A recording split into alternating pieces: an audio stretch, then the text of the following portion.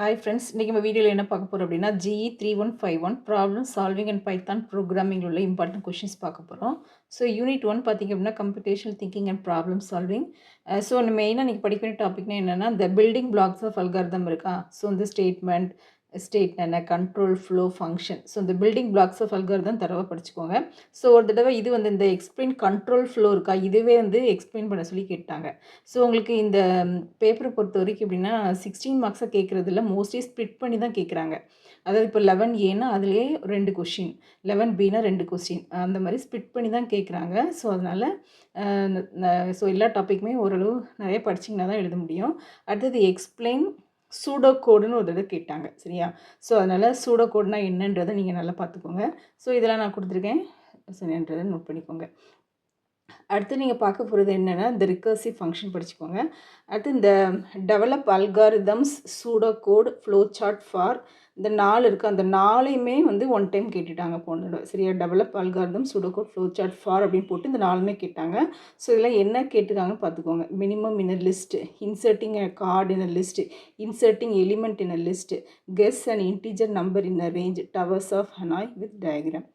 So இதெல்லாம் நல்ல தரவாக பார்த்துக்கோங்க யூனிட் 1 பொறுத்த வரைக்கும். யூனிட் 2 வந்து data types expression statement. So mostly இந்த டேட்டா ஸ்டேட்மெண்ட் இது வந்து தரவாக படிச்சுக்க வேண்டியதான். ஸோ ப்ரெசிடென்ட்ஸ் அண்ட் ஆப்ரேட்டர்ஸ் இருக்கா, டைப்ஸ் ஆஃப் ஆப்ரேட்டர்ஸ், ஸோ அந்த கொஷின் தரவாக படிச்சுக்கோங்க. ஸோ இதை ஸ்பெசிஃபிக்காக கேட்டாங்க, பூலியன் அண்ட் பிட்வைஸ் ஆப்ரேட்டர், சரியா. ஸோ அப்போ டைப்ஸ் ஆஃப் ஆப்ரேட்டர்ஸ் நல்லா படிச்சுக்க வேண்டியதான். டேட்டா டைப்ஸும் தரவாக படிச்சுக்கோங்க. ஸோ இந்த டப்பிள்ஸ் அண்ட் லிஸ்ட்டு 4th யூனிட்லேயே இருக்கானா, 2nd யூனிட்லேயுமே ஒரு தடவை வந்து கேட்டிருக்காங்க. Types of operators, data types. அடுத்தது பார்த்திங்க அப்படின்னா இந்த பைத்தான் ப்ரோக்ராம் இருக்கா, ஸோ என்னென்னன்றது இங்கே கொடுத்துருக்கேன். ஸோ இது எல்லாமே யூனிவர்சிட்டியில் கேட்டது தான். ஸோ இந்த டிக் பண்ணியிருக்கலாம், இதெல்லாம் ரிப்பீட்டடாக கேட்டது, சரியா.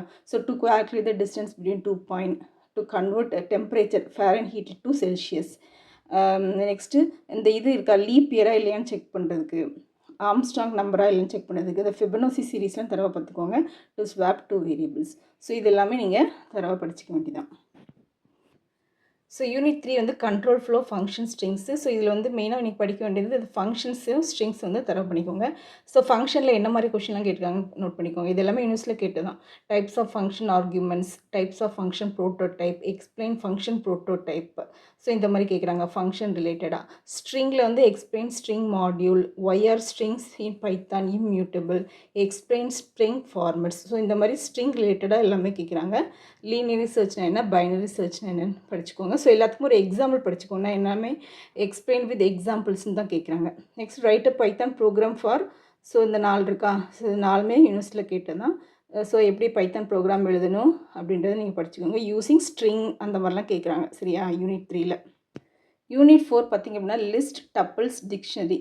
ஸோ அப்போ லிஸ்ட்டில் என்ன மாதிரி கொஷின்ஸ்லாம் கேட்காங்கன்னா, க்ரியேட்டிங் லிஸ்ட்னா என்ன, accessing list, updating list, deleting list, list comprehension, basic list operators.